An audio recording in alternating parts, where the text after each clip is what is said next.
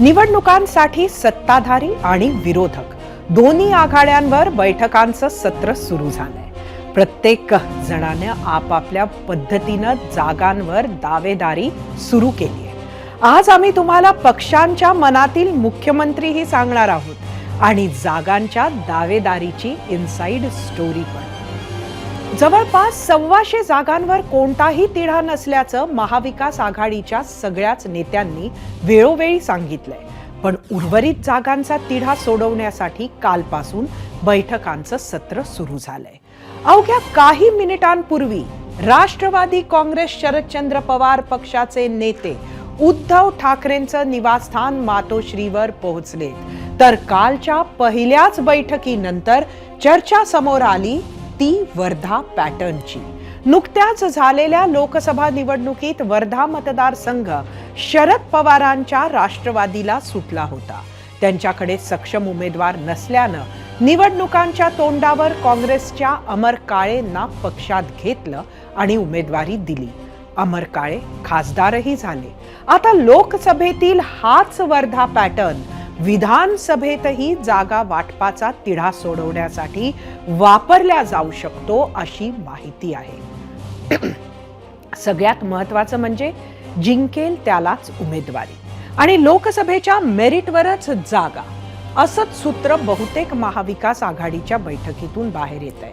आजच बैठकीचा दुसरा टप्पा होता, पण नियोजित कार्यक्रमांमुळे काँग्रेसचे नेते महाविकास आघाडीच्या बैठकीत आले नाहीत. त्यांच्याशिवाय पवारांच्या राष्ट्रवादीचे नेते आणि ठाकरेंच्या शिवसेनेचे नेते एकत्र आले आणि त्यांनी जागा वाटपावर चर्चा केली. त्यानंतर जयंत पाटील आणि संजय राऊत काय म्हणाले पहा. काँग्रेसने एवढ्या घ्यायच्या, शिवसेनेने एवढ्या घ्यायच्या, आम्ही एवढ्या घ्यायच्या, असं कोणताही फॉर्म्युला ठरलेला नाही. प्रत्येक जागेची मेरिटप्रमाणे आम्ही चर्चा करतोय. उद्या काँग्रेस, शिवसेना आणि राष्ट्रवादी आम्ही तिघही एकत्रित बसणार आहोत.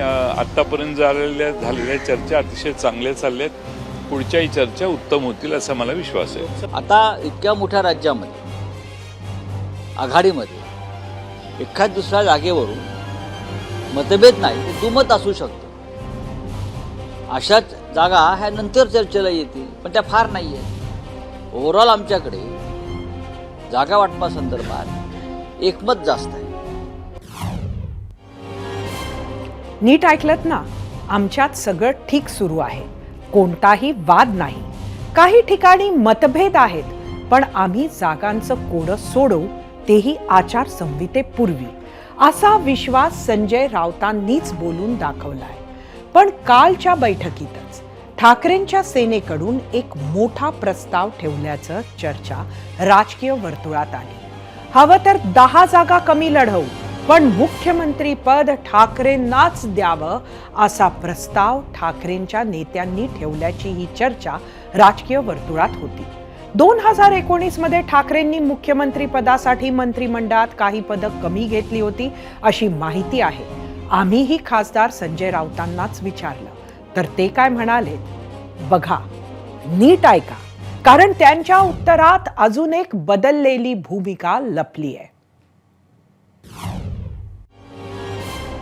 10 जागा कमी द्या, पण मुख्यमंत्री पद आम्हाला हवंय असं आपल्या पक्षाचं भूमिका आहे. काही जागा कमी.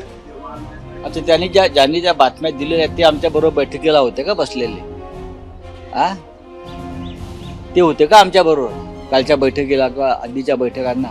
तसं असेल तर मग ते मान्य करा. हो, हे बातम्या देणारे लोक आमच्याबरोबर बैठकीला बसले होते आणि आमची चर्चा त्यांनी ऐकली. हे चर्चेचे विषय नसतात, ते या पत्रकारांना, बातमीदारांना कळलं पाहिजे. अशा चर्चा कधीच होत नाहीत राजकारणामध्ये अशा प्रकारच्या. उद्धव ठाकरे जे मुख्यमंत्री झालेले आहेत, ही या राज्याची तेव्हाची गरज होती आणि महाविकास आघाडीची गरज होती, हे लक्षात घ्या. एरवी ज्या भाषेत संजय राऊत बोलतात, ज्या आक्रमकतेनं बोलतात, ती भाषा आणि ती आक्रमकता आताच्या वक्तव्यातून दिसून आली नाही. आताही निवडणुकांपूर्वी मुख्यमंत्री पदाचा चेहरा जाहीर करावा असा जर मवियात कुणाचा आग्रह होता तर तो उद्धव ठाकरेंचा. ठाकरेंच्या शिवसेनेची ही इच्छा उद्धव ठाकरेंसह संजय राऊतांनी वेळोवेळी बोलून दाखवली. पण मी तुम्हाला का म्हटले की संजय राऊतांचे उत्तर नीट ऐका, त्यात एक बदललेली भूमिका लपलीये का?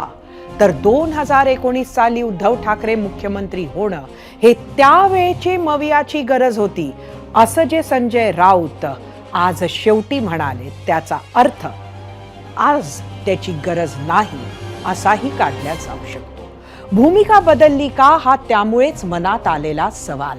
जिथे उद्धव सेनेनं मुख्यमंत्री पदावरचा दावा टोन डाऊन केलाय, तिथे काँग्रेसनं मात्र रुमाल टाकलाय.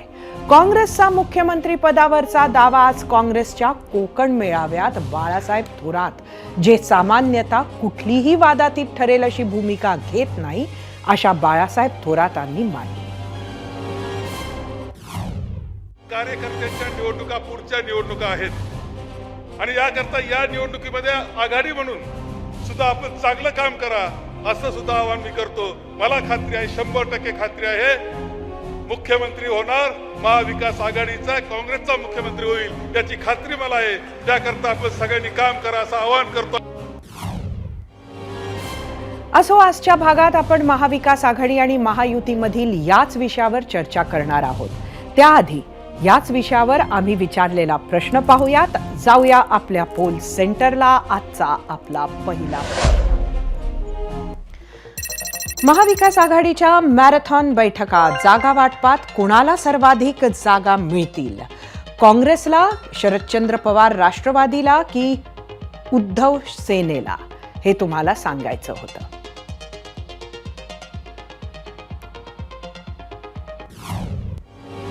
जितके दावे प्रतिदावे महायुतीत सुरू आहेत, तितकेच दावे सुरू आहेत महाविकास आघाडीतही.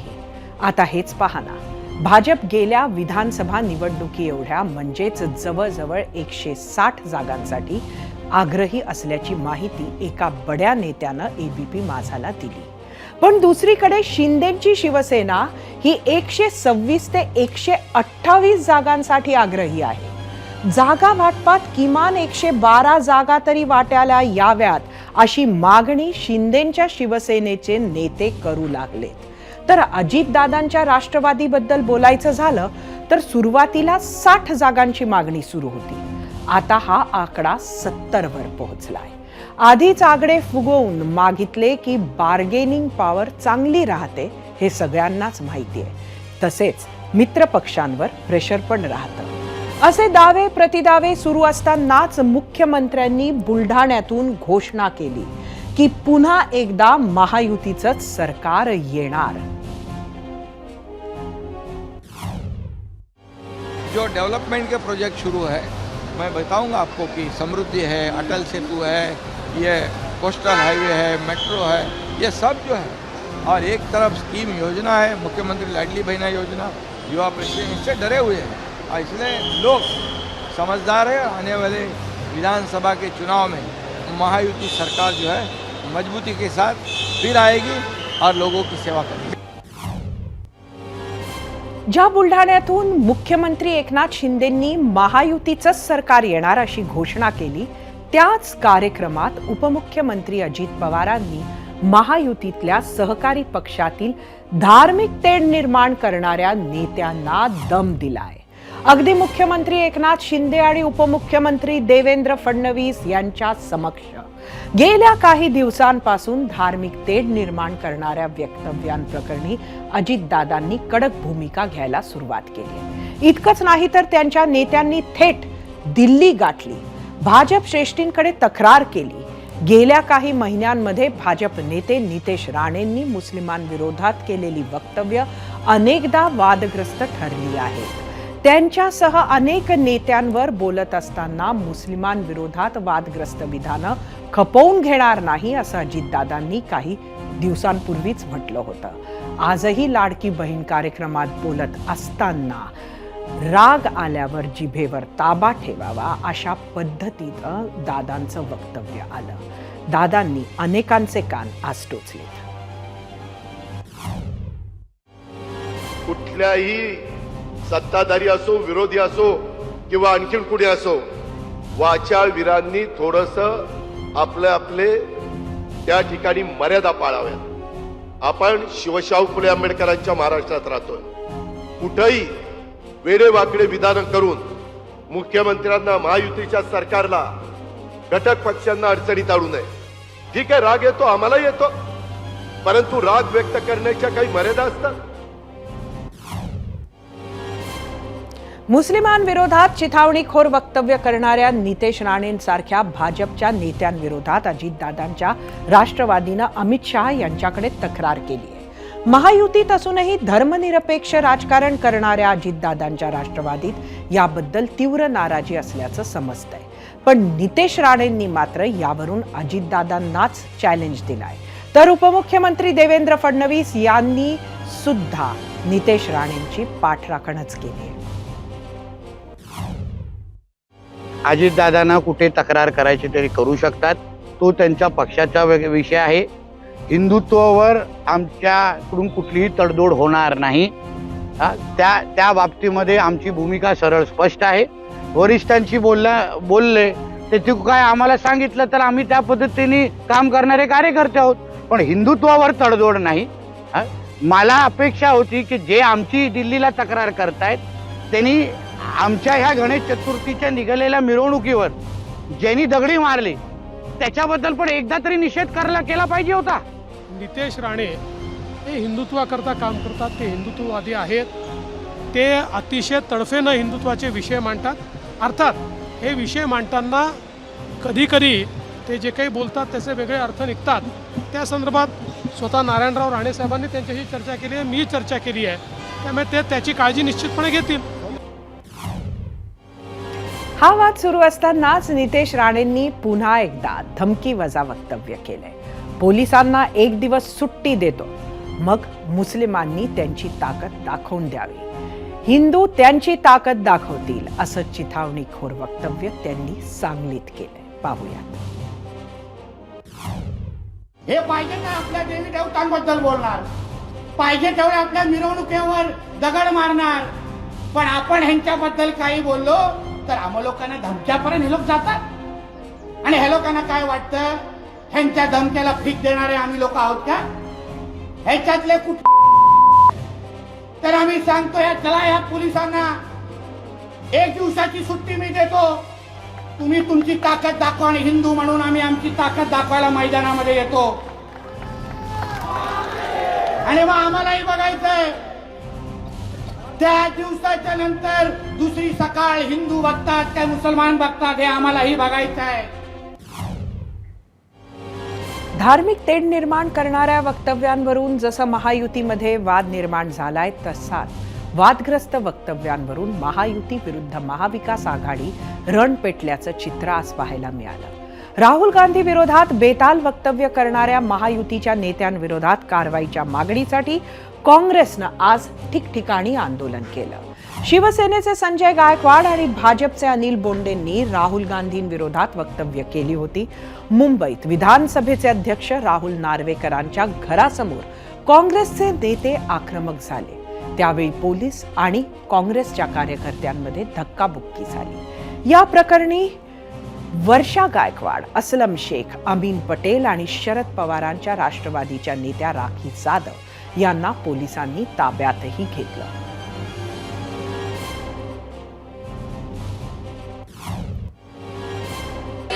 जो लोकांना मारतो, जो शेतकऱ्यांना त्या ठिकाणी बोलण्याचं काम करतो, विरुद्ध बोलण्याचं काम करतो, जो तलवारीने केक कापतो, जो आमदारांना फसवण्याचं काम हे करतोय. तानाशाहीचा धिक्कार असो. आमचं म्हणणं आहे की त्या आमदारांवरती डिसमिसची कारवाई झाली पाहिजे, त्यांच्याला अटक झाली पाहिजे, त्यांच्यावर कारवाई झाली पाहिजे. मुख्यमंत्री त्यांच्या कार्यक्रमाला जातात. राहुल गांधी हे जननायक आहेत. राहुल गांधी हे लोकसभेचे विरोधी पक्ष नेते आहेत. राहुल गांधींबद्दल असं बोलता.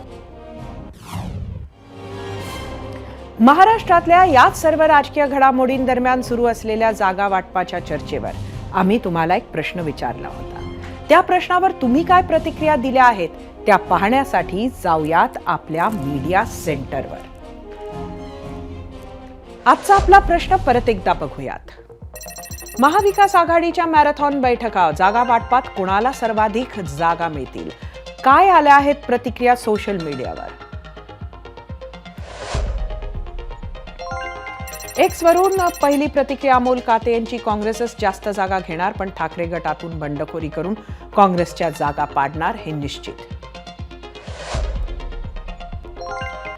एक्सवरूनच शंतनू गौतम. प्रत्येक जण आपापल्या पद्धतीनं योग्य वेळी योग्य निर्णय घेऊन जागा निश्चित करून घेईल. भले समोरचा उमेदवार निवडून येवो अगर न येवो, जागा निश्चित आरक्षित करून घेणार.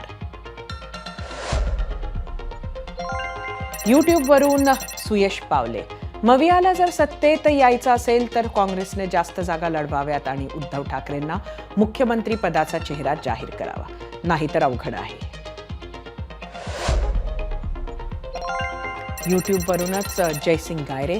उद्धव ठाकरेंच्या नेतृत्वाशिवाय महाविकास आघाडी जिंकू शकत नाही, म्हणून उद्धव ठाकरेंना मुख्यमंत्री घोषित करा.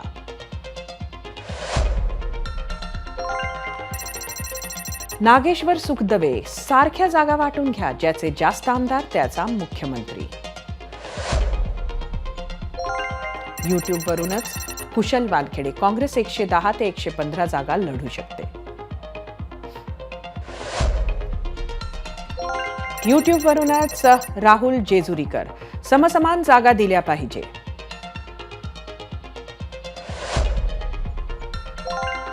फेसबुकवरून अक्षर सावंत. शिवसेना उद्धव बाळासाहेब ठाकरे यांनाच सर्वाधिक जागा मिळतील. फेसबुकवरून अरुण. या 3 पक्षांमध्ये सर्वात मोठा पक्ष हा काँग्रेस असल्यामुळे आणि त्यांचे खासदार जास्त निवडून आल्यामुळे या पक्षाला विधानसभेला जास्त जागा मिळतील. फेसबुकवरूनच संजय पडवळ. राष्ट्रवादी शरद पवार गटाला सर्वात जास्त जागा मिळाल्या पाहिजेत. फेसबुकवरून संजय कुलकर्णी. स्वबळावर लढू शकत नाही हीच काँग्रेसची शोकांतिका. आता प्रादेशिक पक्षांची अरेरावी ऐका. इंस्टाग्रामवरून समाधान धोत्रे. मशालला जास्त जागा मिळतील.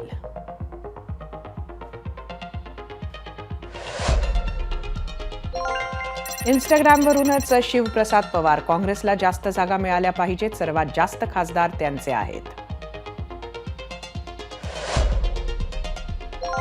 इंस्टाग्रामवरूनच रमेश कांगणे. निश्चितच काँग्रेसला जास्त जागा मिळायला पाहिजे, कारण तोच महाविकास आघाडीमध्ये सर्वात मोठा आणि राष्ट्रीय पक्ष आहे.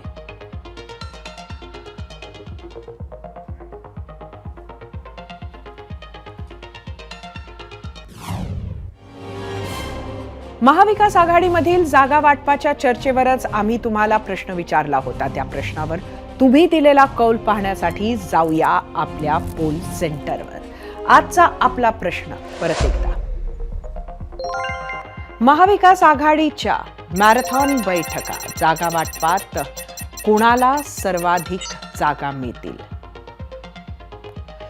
एकूण युट्यूबवर मतं 1,67,000.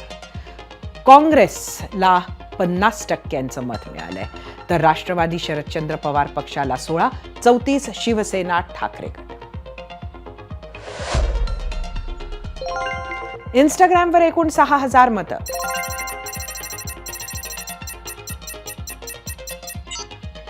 %35 काँग्रेस, 38% राष्ट्रवादी शरद पवार, 27% उद्धव सेना. एक्सवर 52% काँग्रेस, 13% शरद पवार, 35% उद्धव ठाकरे.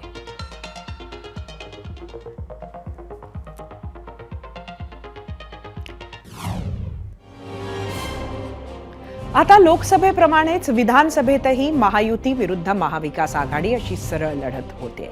पण त्याआधी प्रत्येक अलायन्समध्ये घटक पक्षांकडून प्रेशर पॉलिटिक्स सुरू झालंय. जागा वाटपात आपल्याच पक्षाला जास्तीत जास्त जागा मिळाव्यात असा प्रत्येकच प्रयत्न करतोय. मात्र प्रमुख नेत्यांकडून नसलं तरी प्रत्येक पक्षाच्या दुसऱ्या फळीच्या नेत्यांनी मात्र जागांच्या मागण्या उघड सुरू केल्या. त्यावरून भर मंचावरून वक्तव्य सुरू झाली आहेत.